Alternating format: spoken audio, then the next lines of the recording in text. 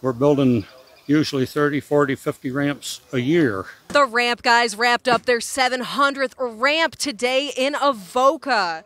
The service group, through the Avoca Methodist Church, has been building ramps for people in need all across Steuben County for over 20 years now.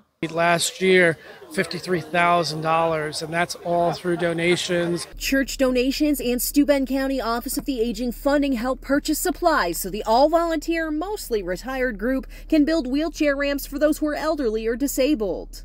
With COVID was just how much the cost of lumber has gone up, which definitely makes it harder for us. So, but we always manage.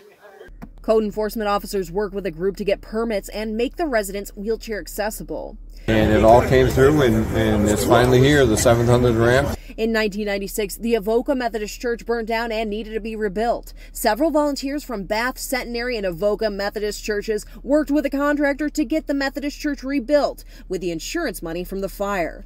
The church was built by the end of 1996, and shortly after, Somebody down to Bath needed a wheelchair ramp. So the guys from Avoca went down and helped the guys down at Bath build a wheelchair ramp. That was the beginning of the ramp, guys.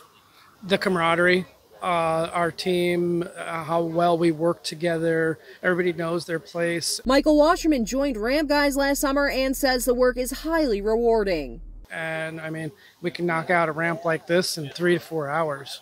For homeowner Lois, this ramp is a bridge to her independence. And to her, this means freedom. Sonia Ellison, Big Fox News, Avoca.